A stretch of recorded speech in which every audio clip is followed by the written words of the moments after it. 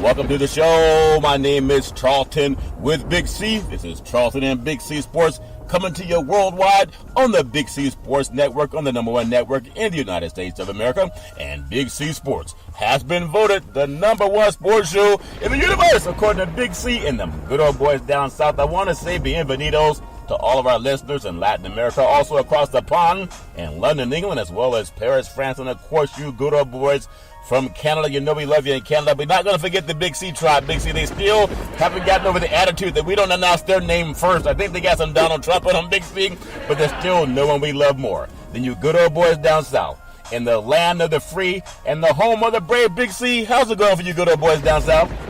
Well, Charlton, it's cold down here, so I had to drink a little extra electric heat, a little liquid heater today, so trying to keep the bones warm. You get a little rickety out here, if you drop ice on the ground, it'll crack. Yeah. So I'm trying not to fall over.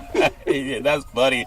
Big C, I think, today's a beautiful day. It is January the 3rd, 2018 in the land of the free and the home of the brave. And of all the laws that they've passed all over this great country, especially in the great state of California, the Golden State. And now I think they're going to change the official color from gold to green, Big C, because California passed that marijuana law we talked about yesterday. Would you believe there are more people, more industries that are household names that are buying up land to cultivate the sticky icky, as you good old boys call it down south? Big C, that make any sense? Well, Charlton, when you talk about cash crop, yeah, that's what this is. Even people from the sporting industry are getting into the business. Mike Tyson just bought a bunch of property down in Palm Springs. Yeah. He's getting ready to start cultivating. Now, we know Mike may have dallied in it a little bit in his past, but now he's going to make it his future. Yeah. And, you think about it, Charlton, he could stand to make more money in this cash crop than what he made in the ring. Isn't that something? And it's all legal now. Yeah. And so, you look at the amount of agriculture industry in California, which is one of the top 4 or 5 agricultural countries in the world. Yeah. California is. Yeah.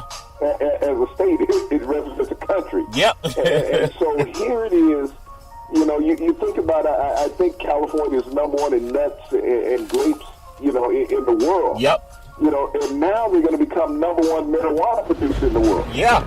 So you think about the 3 largest, cash crops in the world will now come out of California legally. Isn't that something?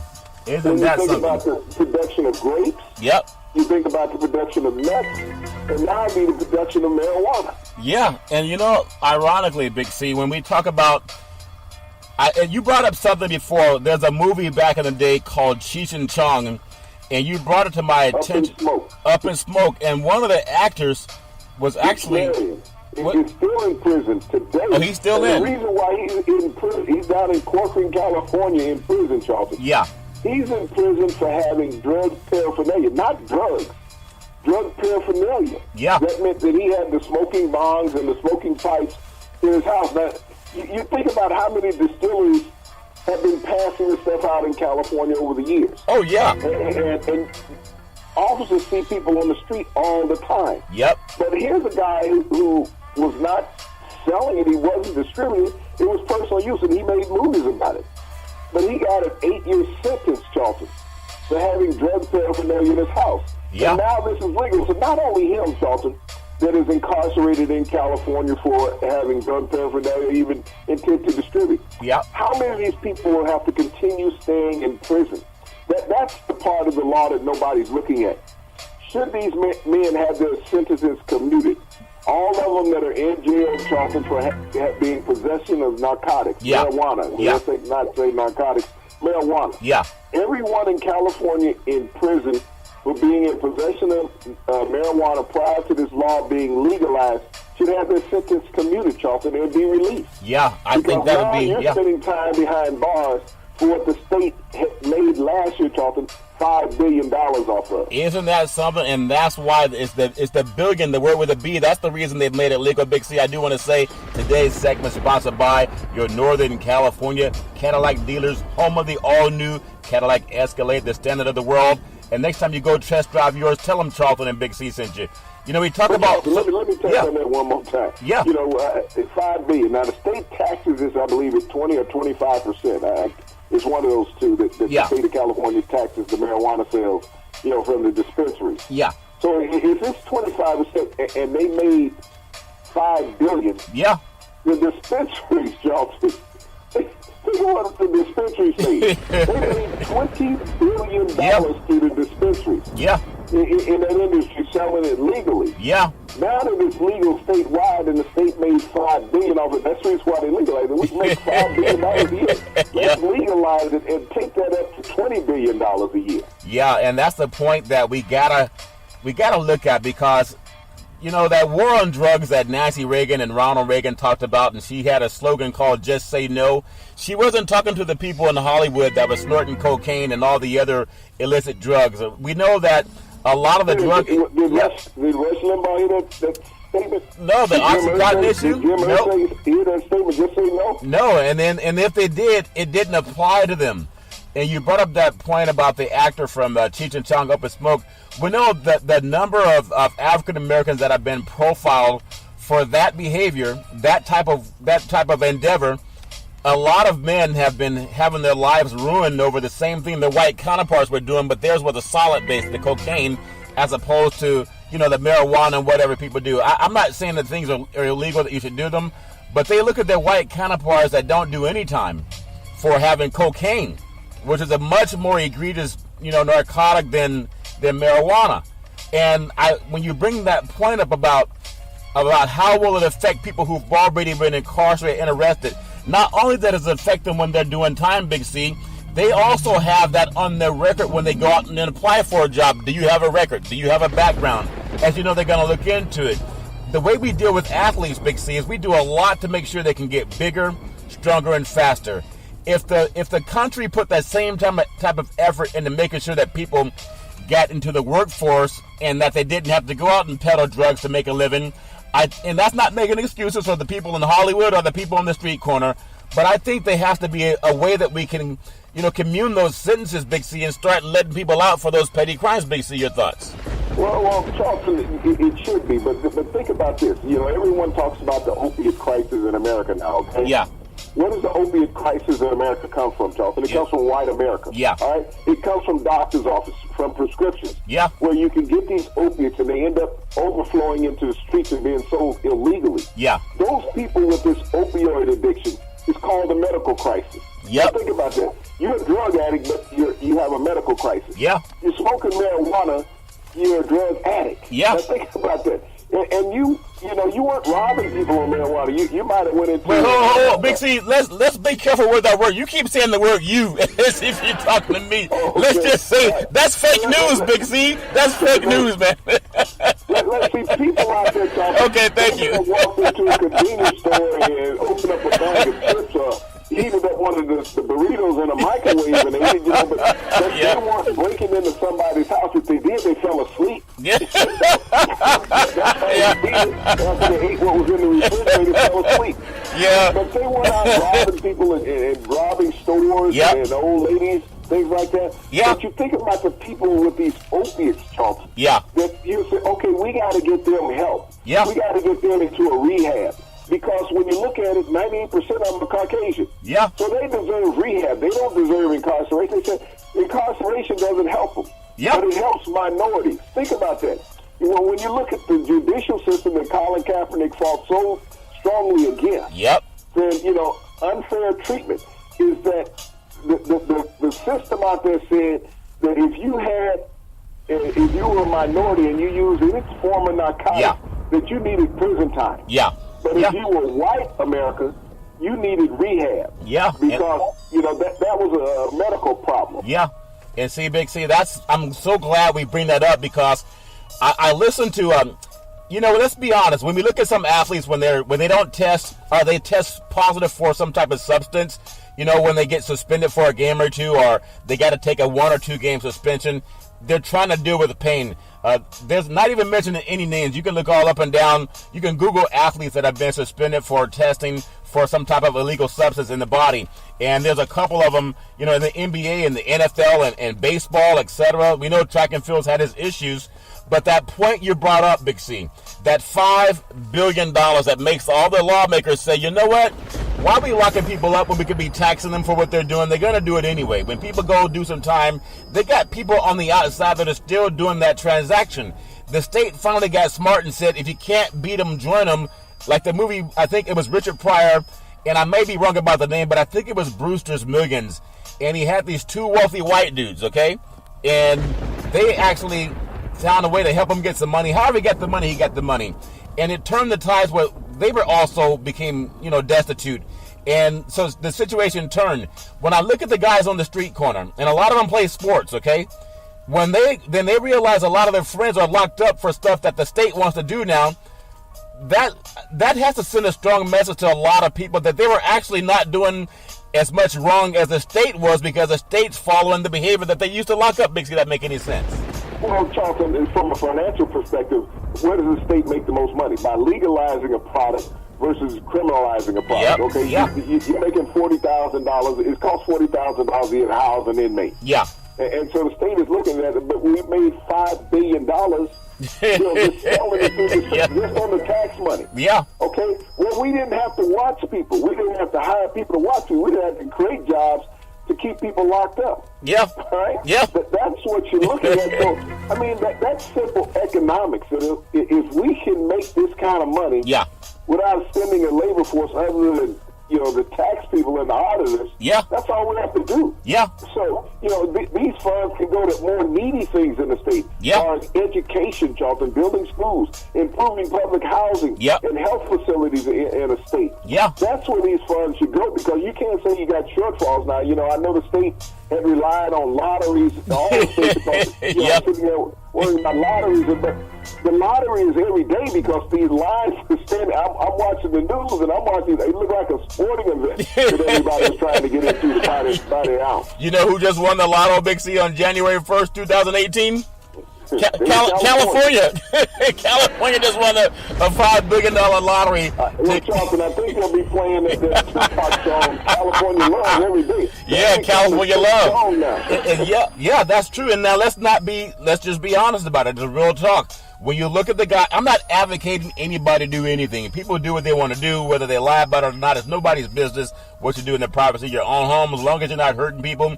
But I look at Tupac and what they sing about, and whether it's guys like Snoop Dogg and a lot of other musicians and entertainers.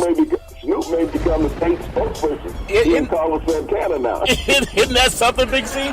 These guys, and again, I just got to go back to, because the law has focused on how do we get those black guys out of that business. Because white people have been doing it ever since the antebellum days in the Middle Passage, when people came here and land was taken from Native Americans, and General Amherst had smallpox sent in blankets up to Native Americans to help wipe out and exterminate that population.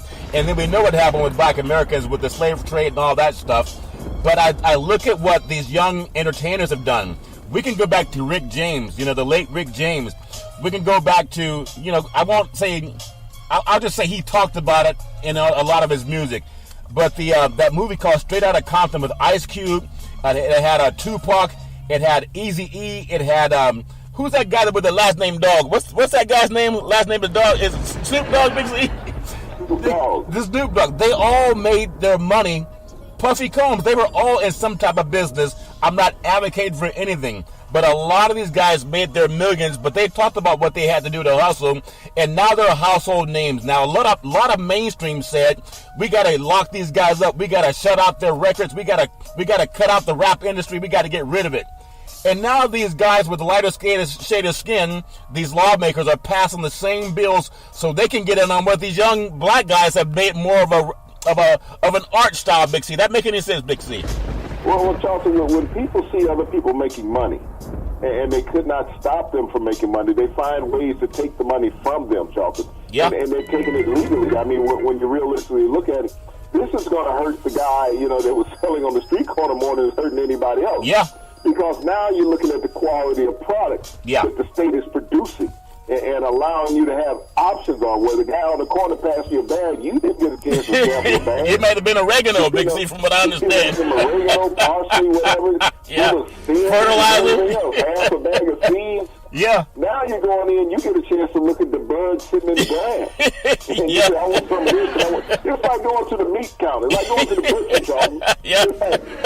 Let me see what this looks like. No, Big C, hold on. This is real talk. When's the last time you've been to a butcher? The only butcher I saw you go to is the one out there in the field that you guys wrap up in that rope and put in that gunny sack and bring back to the house. Big C, your thoughts? We butcher my back. So, okay. We want. Okay. That's right. You didn't say what store you got the butcher conversation with. I understand, Big C. But, when you look at that, like I said, my main concern about this, Charlton, yeah. How many universities does the state of California possess? Yeah, quite a bit. It has to be at least 20, 25 universities in the state of California. And that's not counting JCs, yeah. Yeah. That's just major universities. Yeah. Okay? Now we're looking at this. And how many professional teams does the state of California have, Charlton? Yeah. Okay? Double digits. Let's look at that. We're talking about professional basketball, baseball, football. Yeah. Major League Soccer. All this exists in the state of California where marijuana is legal now. Yeah. Now these leagues are going to have to look at their policies. Okay? Yeah. I mean, the state of Denver is legal. The state of Washington is legal. They all have professional sports franchise, Charlton. Yeah. These states now and the leagues are going to have to look at how do we sanction the players, even the NCAA, Charlton. Yeah. How do you tell a player who is in a state where something is legal yeah. and then he fails a drug test? You have to test him at his facilities, Charlton. You can't test him out of state. Yeah. I think what they might do is look at it the same way they do with if you're driving under the influence, where there's alcohol or medication. They'll say, I think the legal limit for driving is .06 or .08 or something of that nature. So they'll probably do something different. But the problem is, and we all know this is true, that I got to tell you a story. I was talking to this lady that does real estate. And she said, I have to go up into the foothills sometime up in Northern California to do some land appraisals on real estate. Well, some of these places that she goes up to, they have a sign that says keep out, like private property. But as an appraiser, she has to go and survey this land. This is not land where people of color live, okay? Just to be honest with you. This is like Lily White up in the foothills. And she talked about the number of marijuana farms that she's seen and come across, and this is in the past 3 or 4 years. And sometimes she'd hear a shotgun blast that said, I told you stay away. But none of those people were being arrested, Big C. They knew about it anyway, and they would fly off a helicopter over. But you never heard about a lot of these landowners being carried off or put their face on the news the way you did when the inner city kids were rounded up for, 3 or 4 guys on the street corner. And they didn't have acres upon acres of the sticky icky that now came legal. Big C, how do we ever go back and remedy that? Because so many people have lost not only time off of their lives in jail, in the jail cells, and losing the chance to go get good employment. We talk about how to make life better for the young people.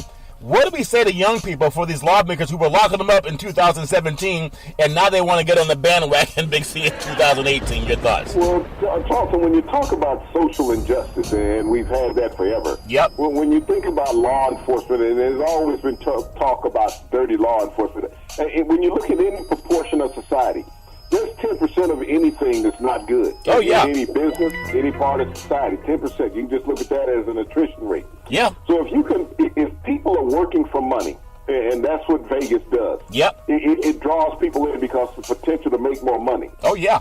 We've had sporting events fixed over the years by players. You think so? Thinking to make a few more $1,000. It's been noticed. There's people in jail for that, okay, Justin? Yep. Referees, too. So you're gonna, and you think about a lot of undercover officers over the years, Charlton, who end up retiring because they had so much money that they could retire with it, and living well after this policeman's salary. Yeah. So you have to look at guys and say, okay, this guy in this industry, if he can leave me $10,000 a month extra, a month. Big C, there was a story in Northern California just around the holidays. I mean, right around, right after it was football season, I know. It was on the news in Northern California, and they had this raid up in, I think it's called Humboldt County or Wheat County, no pun intended, way up north of Northern California. And the officer came on TV and said that they confiscated $2 million in marijuana, cash, like $2 million, like $2 million cash. And then the officer said that's what they confiscated. But stories came out, the guy who was caught said, no, there was $3 million, Big C. So I guess the officer couldn't count. How do you overcount $1 million, Big C? Your thoughts? I'm talking, that's these payoffs that people get. I mean, you tell me when you do a raid, and I mean, we've all seen it in the movie industry. Yeah. That all the money doesn't show up. There's money disappears. Yeah. You know, and I mean, if you're on a job and you're making $55,000, $60,000 a year. Yep. And it's you and your buddy make a raid, even three of you. Yeah. And all of a sudden, there's $1 million laying there. Well, you only have to turn in $70,000 and let's say you made a legal bust. Okay? Yeah. That's it. Yeah. You know, it's between you and the other two who's going to talk. Yeah. You know, you don't want to talk because you want to keep on living. Yeah. So, I mean, but when you think about these industries, anybody who goes around this, and when you know that people are selling, there's nobody with secrets in America. No. Law enforcement is too grave. Yep. And when you look at the social media, Charlton, there's not that many throwaway phones around. I think so. They're capping everything that goes on. Yeah. They hear about anything. Enemy of the so state. These people have talked, Charlton. They have talked. They're not sitting there sending Morse code and smoke signals. So they know who's doing what. And, you know, I'll take a line out of the movie John Wick. Yeah. When this cop shows up, Jimmy knows what John does, and everybody knows what John does. Nobody bothers John. He come up to John in John Wick 1, he opens the door. You know, there's 9 bodies laying there in the lobby. He look in, and he hear all the gunfire and everything else, and he says, John, you working again? I just tell him, I'm not sure. You know? But he walks away, he's like, damn. He doesn't want to bother John. You know, it's easier to go along with John than bother John, because if you miss, John knows some people that knows people. Yeah. So you got to be careful if you bother certain people in an industry, Charlton. Yep. And I'm not being flippant about it. It's true. I mean, this is a heinous industry. Yeah. And there's people who put a lot of. I mean, look how long they fought to get El Chapo. Yeah. And look how the reason why his name was El Chapo is because that's what he would do to people. Yeah. Or have done to people. Like Scarface. Because he was short. Yep. He would chop people. Yeah. And so that money is that important. You look at Pablo Escobar years ago. Yep. How notorious he was. Yeah. You know, these people are notorious. I mean, your buddy in Scarface. Yeah, you know? He's not my buddy, man. And you know, but you think about this too, and I think it's so, because when I think about Colin Kaepernick, and a lot of dumb people, they say, I can't believe that he didn't stand up for the flag. It was never about that. Ironically, Big C, a lot of what happened on January 1, 2018 in California was exactly what Colin Kaepernick had advocated for about 2 years, which is how we could have some criminal justice reform. Now, some people would say, well, this has nothing to do with Kaepernick. I bet it has a lot to do that Kaepernick's a lot smarter than a lot of people know. And he also knew what a lot of the lawmakers were thinking about doing and what their pulse was on, Big C, because with his attention to what's going on in our criminal justice system, now we just talked about it. A lot of people who are being harassed and racially profiled, they have been black Americans. That's just a fact for doing the same things white Americans do. And when this man had put his career on the line to do something, that it wasn't just about football. It's about what we just saw happen now.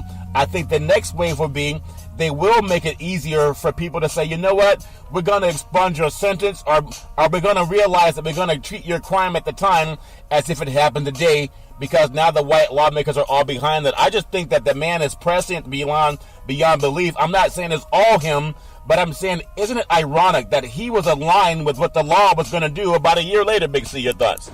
Well, Charlton, I look at him and I look at how many athletes have been suspended over the years, Charlton, because of this medicinal use. Yeah. You think about when these athletes took it, Charlton, they still performed at optimum level. Yeah. Their performance levels did not drop off. And so when you talk about that it hindered the motor skills of an individual, Charlton, anything will hinder the motor skills of an individual. I mean, take 5 unless you Rush Limbaugh. Do they have motor skills? Rush is still sweating in front of a fan. Watch Rush Limbaugh next time he sits on TV, or they put him on TV, and explain to me what person sweats in an air-conditioned building. I'm serious about that. They talk about testing people when they at work. Air conditioned already at 68 degrees. You got a fan and you still sweat, Big C? Someone should look into that, Big C. I think, go right ahead, sir. Well, Charlton, you look at one of the all-time NBA great centers, Robert Parrish. Yeah. Robert Parrish took every road trip with at least an ounce of marijuana. The Chief. Because the Chief, and that's because he was smoking all the time. Like a chimney. But he took it for pain. You think about it, you're a 7-foot man who has to run up and down this hardwood floor 100 games a year. Yeah. That's wear and tear on the body. Your feet, bone spurs, your knees, all of these things, hips, and your back. And so he did it for medicinal purposes. You think about it, he won 3 NBA titles, Charlton, using marijuana every day. Yeah. So when people want to say, well, it affects your motor skills, go talk to the Chief. I mean, Snoop Dogg has not stopped making gold records yet. Okay? No, he has not stopped making gold records yet. So his motor skills and his cognitive skills are still there, Charlton. Many other high-performing people in other industries. Look at Elvis Presley. Look at Elvis Presley. How was Elvis considered the king of rock and roll? And Big C, I mean, that good old boy grew up down south, where a lot of people do their own. They have their own kind of justice system in a sense. You think that good old boy didn't have something that was helping him relax? And what they say, I think they call it the pineal gland or the subconscious mind. When you're in a relaxed state of mind, you see better and you think better. And I mean, sometimes we just think, oh, those guys are wrong. But maybe they're telling us how they became some of the best in the universe. Big C, your thoughts? Well, Charlton, all the entertainment industry at one point was, and that's how Elvis lost his life. Yeah. Was overdosing. Yeah. And many other entertainers during that era, Charlton, lost their lives during overdosing even before him. Yeah. So the greatest performers of all time. Yeah. Well, when you look at it, they were heroin users, cocaine addicts, yeah. all of these things, pill pushers. So, the 60s was that era. Yeah. But, even Ray Charles, the great Ray Charles, was a heroin addict. Yeah. You think about it, he was a blind man that was a heroin addict. Yeah. So, I mean, it crossed over in all industries. But, when you looked at these performers, they got their greatest inspirations when they were in that relaxed state of mind. Yeah. There was no stress. And as Snoop said it best, no stress, no stems, no seeds. Yeah, I think. And so when you're sitting back and you think about the stress that an athlete goes through, Charlton, but it's all the time stress. You go to training camp. Training camp is stress every day, especially for a rookie. Yeah. Even a first-year player. Yeah. That's stress every day. Will I be here tomorrow? I mean, and so when you put that type of agony on someone's mind, even people in the workforce, and just like we said, there's 10% of every industry that has something wrong with it. There's law enforcement people that use illicit narcotics. Yep. They are talking. Yeah. Especially, think about an undercover officer who's out there working undercover, trying to uncover a drug. Undercover some. When they say undercover, I thought it meant like they're hiding out. I didn't know it meant under some bushes of green leaves. Big C. Now there's now my mind is more enlightened. Big C. I'm starting to relax more and understand what they talked about. Big C. I do want to say that sports is a $1 billion industry, and boys and girls sports is the foundation to this $1 billion industry. And for every athletic and sporting event, you need athletic and event insurance. We work with Ben and Mark. They've been around half a century. They work with Big C Sports. Whether you're a pro team, a collegiate team, a high school team, or your mom and pop soccer league, when you reach out to them, let them know that Big C sent you at 800-772-8624. That's 800-772-8624. So Big C, obviously the world of sports, a lot of times, and again, it goes back to Nancy Reagan saying, just say no. Was she talking to the legislators in California that passed a bill that helped create $5 billion? They're not going to say no to that. I want to get your thoughts on this. From an athlete's perspective, you know how we say that sports will galvanize our society more than religion and church will, or religion and anything else? And it's a fact again, because you have the talking heads now, and I want to champion you for doing this because you've been talking about this a long time. And now everybody's talking about what California just did and the impact it will have on solving some of the addiction issues that pro athletes have. I think there was a movie called, I want to say, it wasn't North Dallas 40. Maybe it was North Dallas 40. Yes, it was. It was North Dallas 40.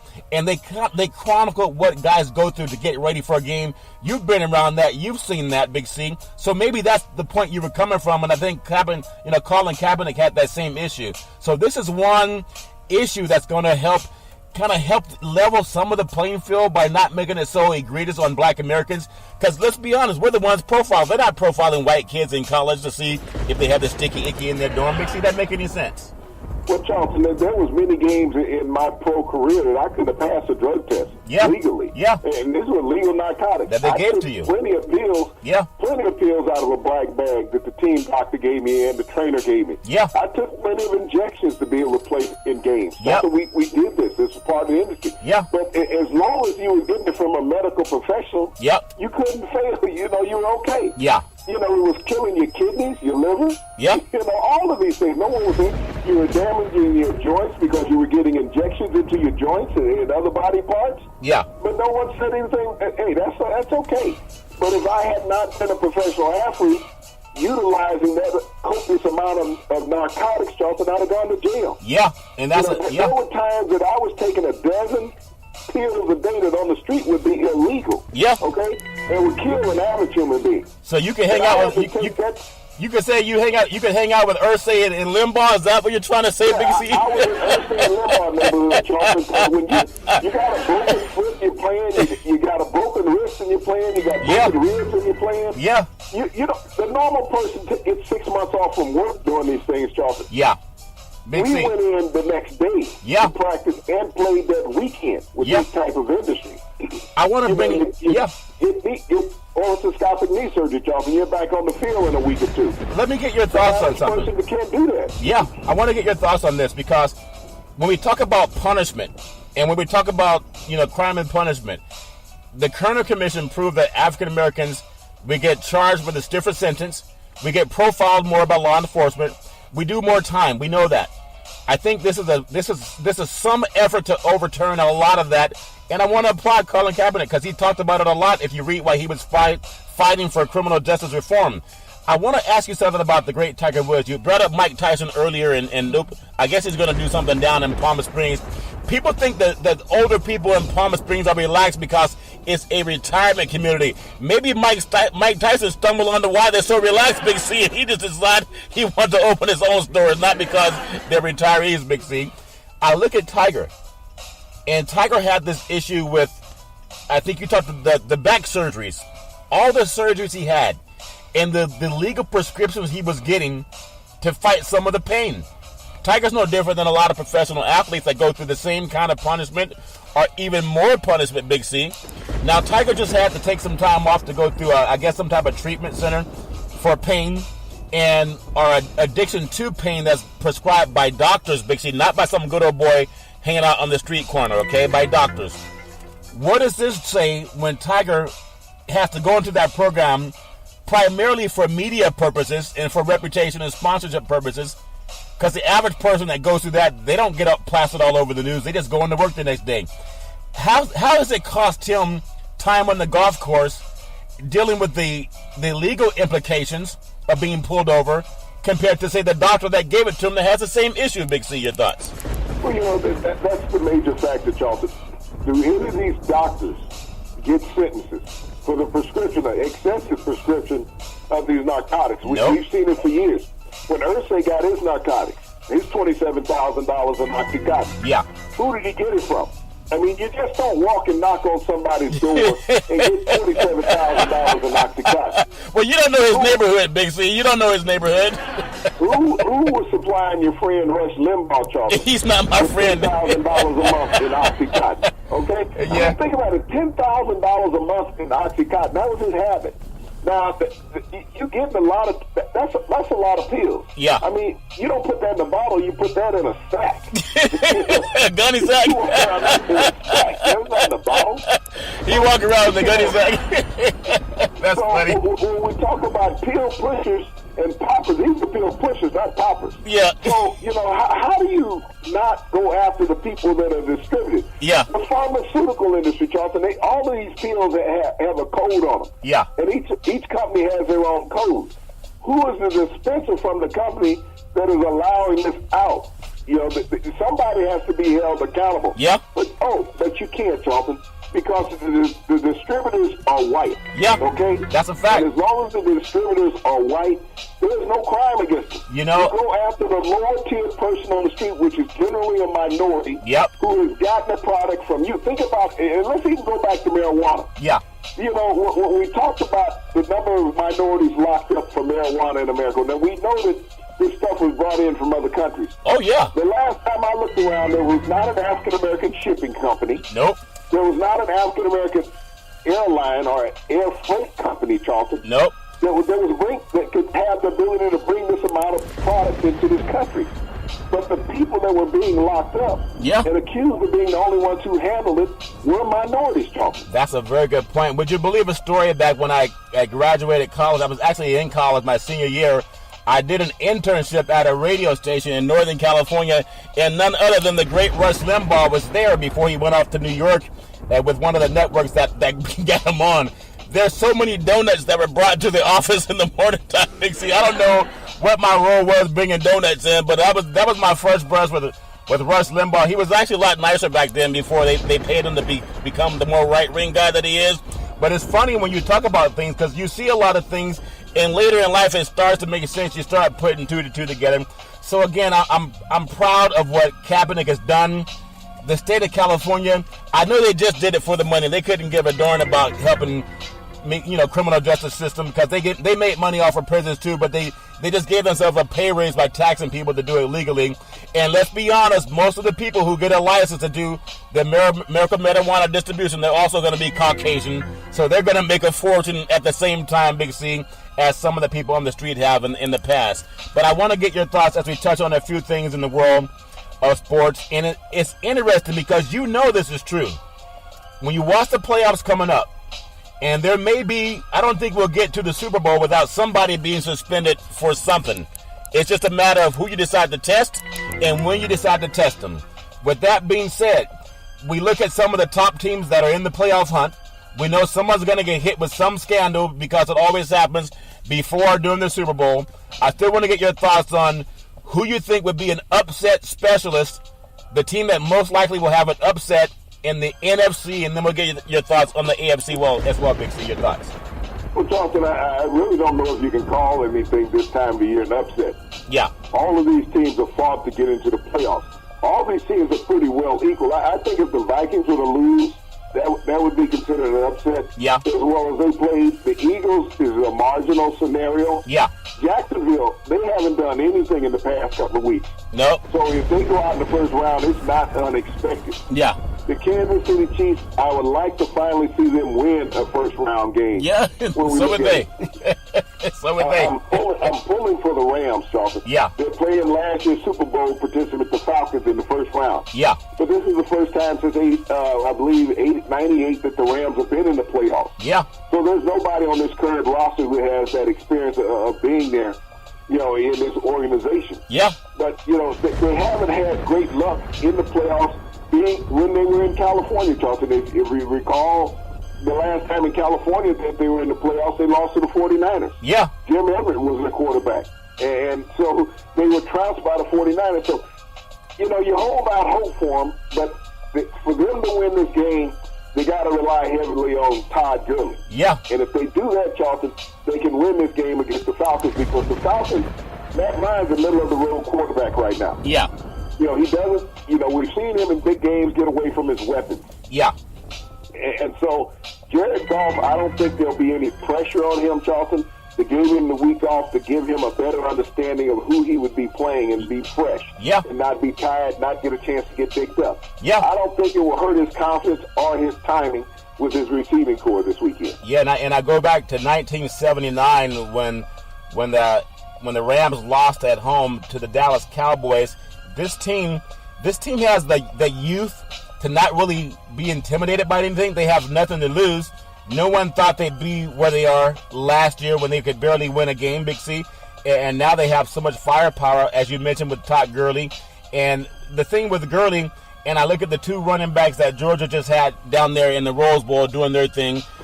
That University of Georgia, I know they think about Southern California as Tailback U because they've had some great players from Mike Garrett to O.J. Simpson way back in the day, Charles White, Marcus Allen, Reggie Bush, so many great athletes that have come out of Southern California. But when I think of the guy that like Chubb and that other good old boy they have down in Georgia, and then I look at where Gurley came from, the Southern attitude, the Southern mindset. I looked at Herschel Walker, the way he was built. I think he's 50-something years old. He still looks like he can play at least 1 or 2 downs in the NFL Big C. That mindset of these younger players that come out of the South, is it because a lot of you guys chop wood, Big C, that you have that natural strength? You don't have to worry about weightlifting in the gym, Big C. That make any sense?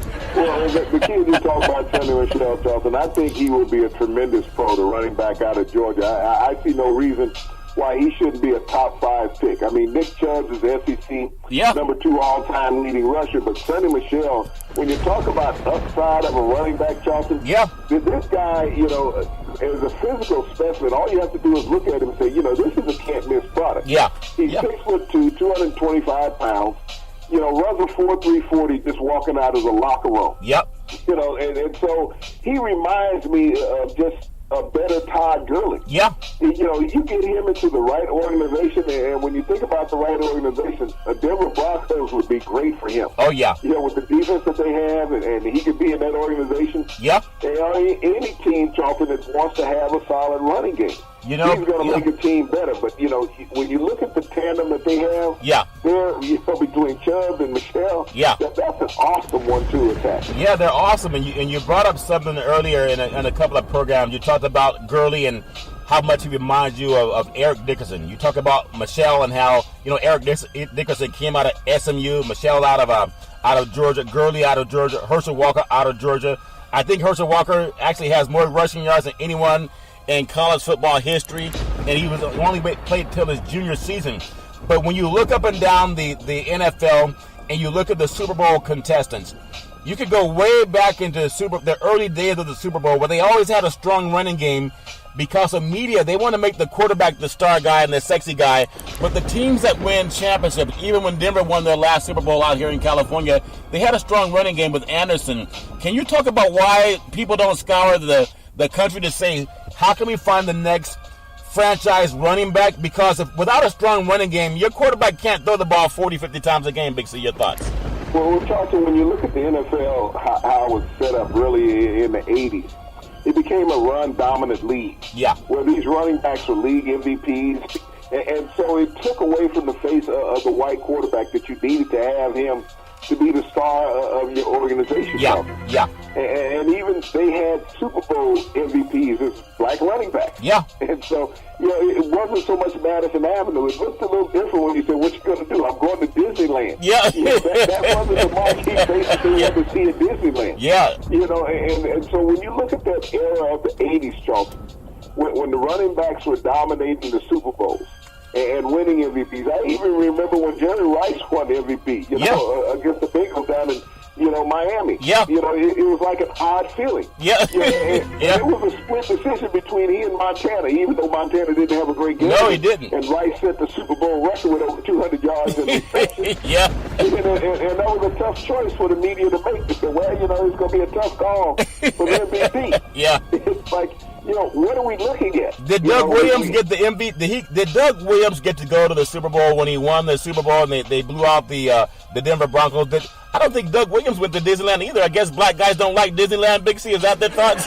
Well, Charlton, they had a tough call in that game. Timmy Smith had over 200 yards rushing on the ground to the Super Bowl record. Yeah. Doug Williams had a touchdown record in the game. And, here it is that they had already penciled in John Elway in the advertising. Yeah, they already had it done. Won a game.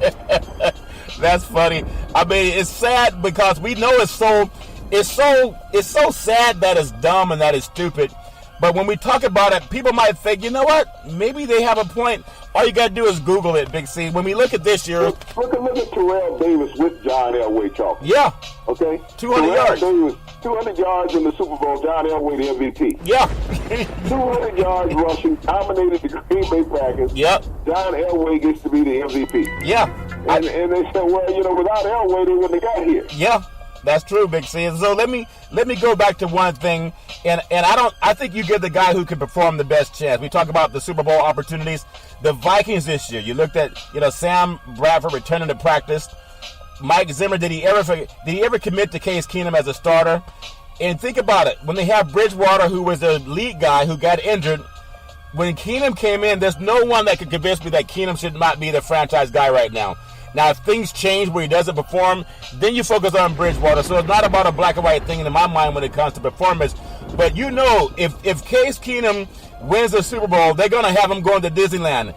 If you put Teddy Bridgewater, I don't think they would have sent Teddy Bridgewater to Disneyland, and I don't think they would have sent Cam Newton to Disneyland. Big C, your thoughts? Well, Charlton, everybody looks at that from a different perspective. When you looked at the minority quarterbacks that have had success, yeah, you know, when Russell Wilson won the Super Bowl, that was something that really wasn't thought that he could win the Super Bowl. Everything was laid out for Peyton Manning. Yeah, but he embarrassed him in the game. Yeah, he just went up and down the field in New York. So, yep. You know, when you look at these scenarios, there's a pre-dawn process that's already been done. Yeah. Who do you want to have? I mean, Marshawn Lynch, we saw that with the Seattle. They didn't want Marshawn Lynch at Disneyland. Now, let me ask you this question. We'll do anything we can to keep him from going to Disneyland. Big C, I want to ask you that question because you're going real talk now because the media won't touch that angle, okay? They say, well, it was an audible. Well, we just thought it was a good way to get the ball into the end zone on the 1 yard line. And the real talk around the barbershops in Northern California, and he's from Oakland. Beast Mode has that swag look. He walks around with his pants hanging down. I guess they can't find a belt that fits him, okay? That's his choice. I don't like the look, but I'm not the one that's wearing the pants with my underwear hanging out. But that look is what the NFL and maybe even the Seattle Seahawks organization did not want. That's the reason that Beast Mode is still not playing in Seattle. It's not about him wanting to retire. If people knew, I mean, you know when someone puts one person over the team as opposed to putting the team over one person. The players in Seattle know. Pete Carroll knows it. Beast Mode knows it. Big C knows it. Why isn't that story more talked about? They didn't like his image. They want him running the football and scoring touchdowns, but they never wanted Beast Mode to be the face of the franchise for the Seattle Seahawks. And a lot of players have never gotten over that with Pete Carroll. Big C, your thoughts? Well, you know, that dread look is not Madison Avenue talking. Yeah. But when you look at marketing of players in the NFL and even African-American players talking, they're clean cut, clean shaven. Yeah. You don't see the beard, the unshaven beard. You don't see the dreads.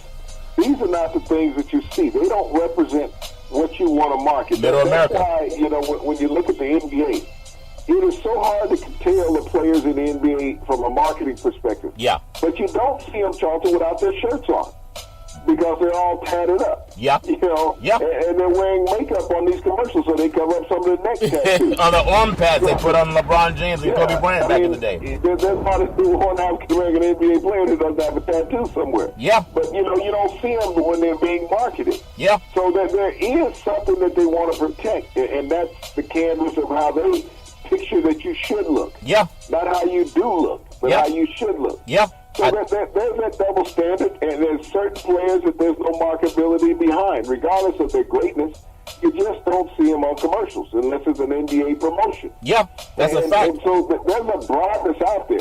But, you know, when you get a chance to have a white player, which you don't have many anymore, to be marketed, you will market that player, Charlton. Yeah, I think the Long brothers, and I really like their mentality. Very smart guys, you know, Howie Long's children, and they playing in the NFL. You would think they were black Americans the way they talk about just doing what's right no matter what color you are, the way they stand up, whether it's for Black Lives Matter, or they supported and stood up with Colin Kaepernick. It didn't matter what color somebody is. They just did the right thing. And a lot of white guys don't have the moxie to do that. They hide behind what they think is okay. As long as no one's knocking on their door, it doesn't matter to them at all. I want to get your thoughts on another quarterback.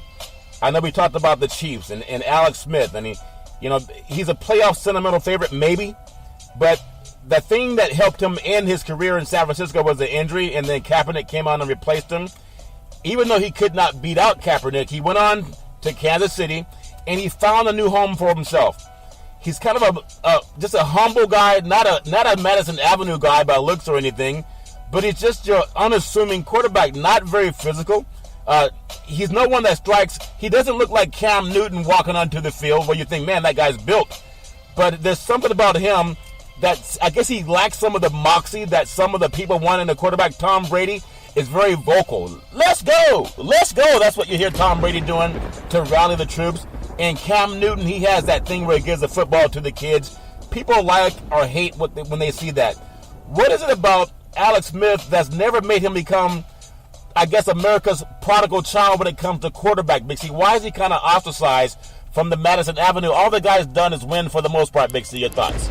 Well, Charlton, he has one, but he also reminds a lot of people of a Joe Montana when you look at his record in going to Kansas City. Yeah. He mirrored him a lot.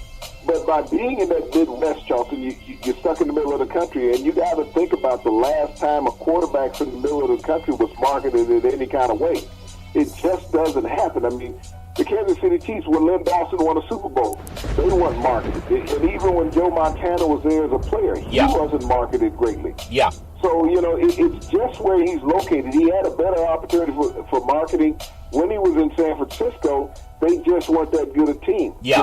Aaron Rodgers was drafted after him in that draft that they went in. Yep. He was the first overall pick. But when you don't really blossom in your first couple of years, Charlton, they sort of forget about you in a way. Yeah. I think, and that's what happened with him. Yeah. He didn't blossom for the first 5 years in the NFL. Yeah. And so people tend to forget about it. Yeah, that's a good point, Big C. So when you think about people forgetting about quarterbacks and their play, whether they're black or white, guys on the team, guys don't care. That's a Madison Avenue thing where they want a white face to sell a product because they don't think that African Americans buy tickets, Big C, or we don't buy products or moonshine or whatever else they're selling. So they always want to have a white guy up there to say this is the face of our league. I want to make that point with the Eagles. You look at their offense, Big C, they've only scored 16 points in the regular season final 9 quarters. That's not good. That's a touchdown per game.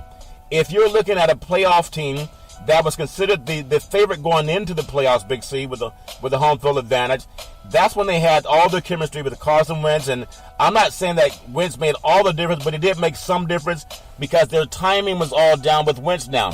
So they're not set on having Nick Foles be the guy that they count on.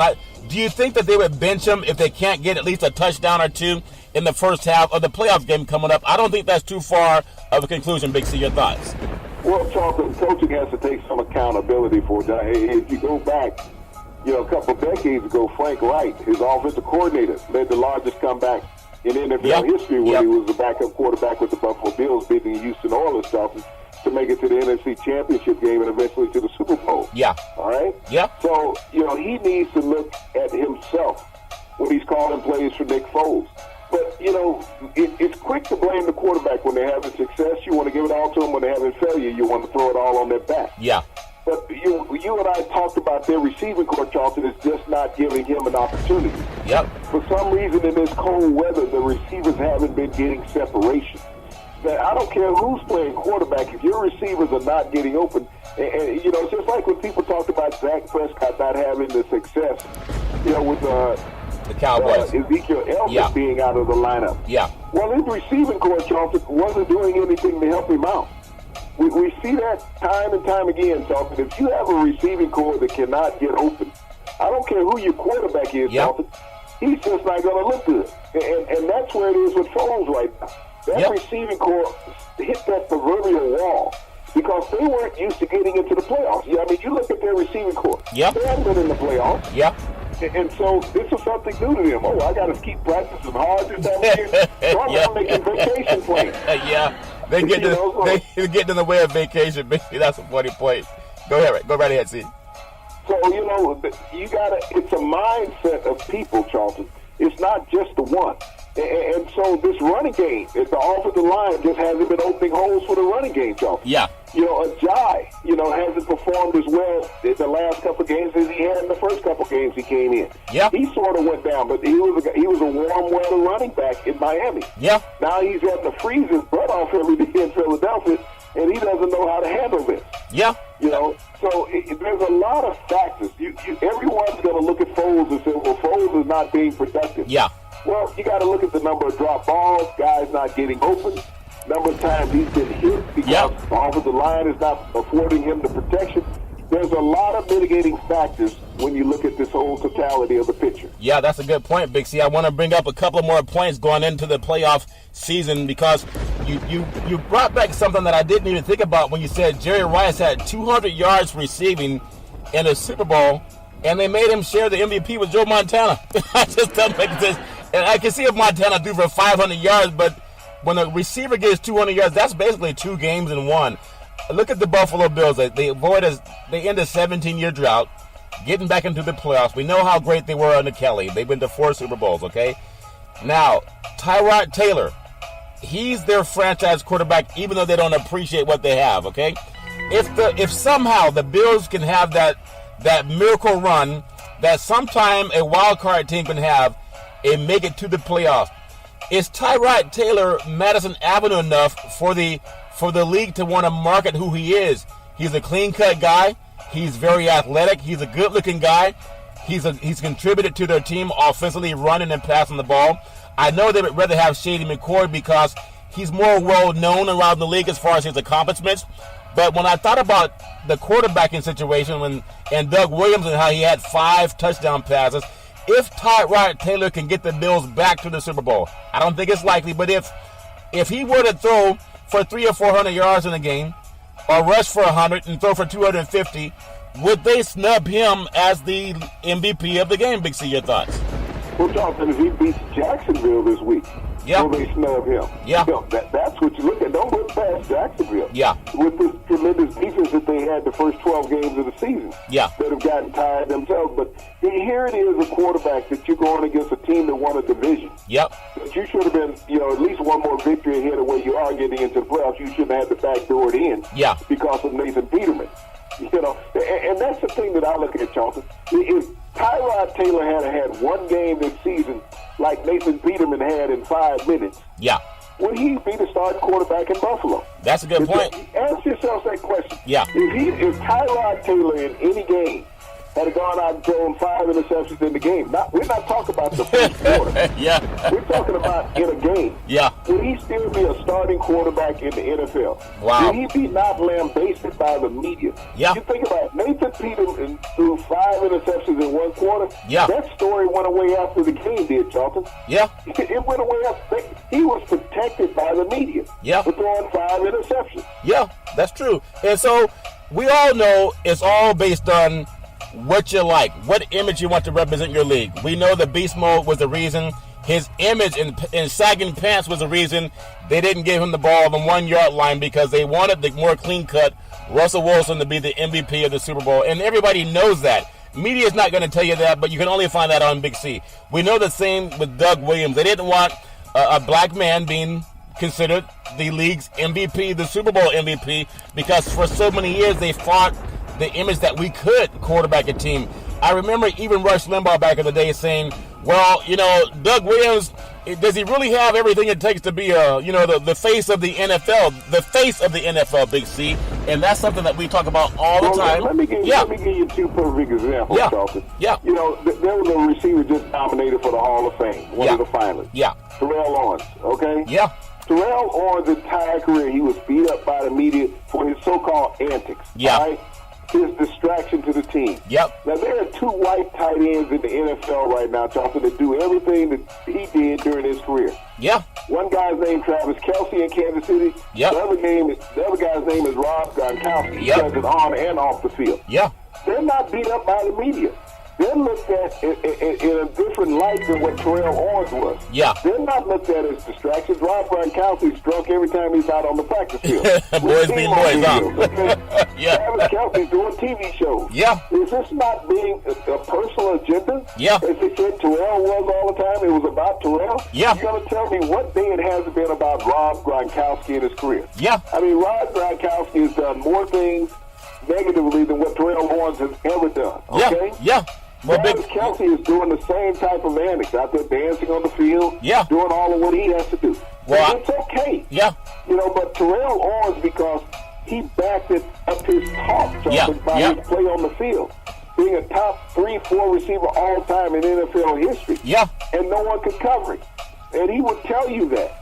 And so his only shortcomings was the lack of quarterback production that he had in his career. Yeah, I remember that guy is an amazing player, and I go back to a game where the 49ers at Candlestick Park, they beat Green Bay on a last-second pass by Steve Young. I remember he stepped back in the pocket, he kind of slipped, and he found Owens going over the middle by the goal line, and he threw the ball, and Owens caught it, and he was smashed by 2 defensive players, and the great Joe Starkey, who broadcast 49 games on radio, he said, Owens, Owens, Owens, Owens. That's one of the greatest calls in the history of sports, Big C, for the great Joe Starkey.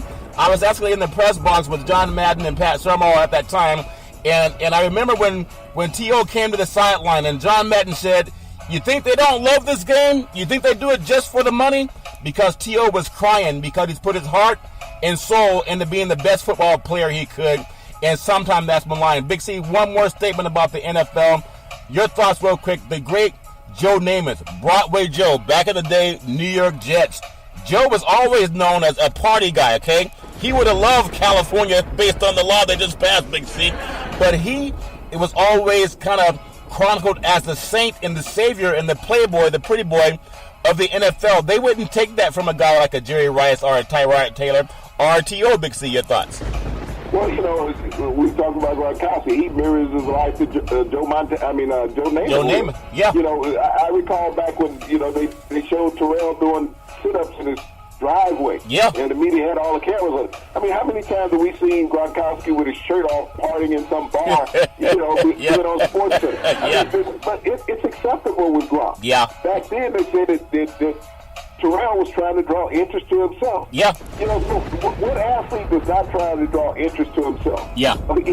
They all do. I mean, they all have egos. Yeah. That's what makes you as great as what you are. Yeah. If you want to sit there and be middle of the road and say, okay, I'm just going to go with the flow. Think about the celebration that goes on in Green Bay talking every time somebody scores a touchdown. What do they do? Discount double check, jump in the stadium. Yeah, that's and true. They've never been flagged for that. Even when touchdown celebrations were banned by the league. Yeah. Excessive celebration. Every time that the Packers have scored a touchdown in the last 20 years, somebody has gone into the stands. Yeah, that's true, Even Big C. when the celebrations were bad, but it was let go by the Green Bay Packers. Yeah. Double standard. Yeah. Throughout the NFL. Yeah. Nothing is ever policed equally, equitably in any league. And that showed because what are the fans of Green Bay? What are the majority of players in Green Bay? Yep. So you let that fan base have something that everybody else didn't have. Yep. They're different in Green Bay, as you would say. Yeah, that's true, Big C. Back in the day, there was a man by the name of Drew Bondini Brown. He was Muhammad Ali's right-handed man. He would always say to Ali, with all you got to use, how can you lose? Rumble, young men rumble. Big C, what are you looking forward to in the sports universe? Well, Charlton, what I'm looking forward to is what the great Nick Saban said today. He says, that there needs to be more time between the national championship and the semifinal game. That the players need more time off. Yep. More time off from class, Charlton, to practice. That's what he was saying. Because he's got to guarantee that bonus that he's trying to get. You think about it, like, how long does the season have to go on? If the players need more time, then take it back and play that semifinal game, Charlton, the week before New Year's. Yep. Those teams, New Year's off, then the following week after the New Year Bowl games, you play your national championship, Charlton. Yeah, Big C, you always make sense. Every time we talk, and you can hear it every Monday through Friday at 5 and 6 p.m. worldwide when you follow Big C Sports on the Big C Sports Network, on the #1 network in the United States of America, and Big C Sports has been voted the #1 sports show in the universe, according to Big C and them good old boys down south. As we always tell you, there's never, ever any excuse for domestic violence. No one should ever lay their hands on a woman. If you know any woman going through that garbage, please call 911, because no woman should ever have to go through that on her own. As we always tell you on every Big C Sports show, we thank you, we appreciate you, and we hope that you have a super fantastic day.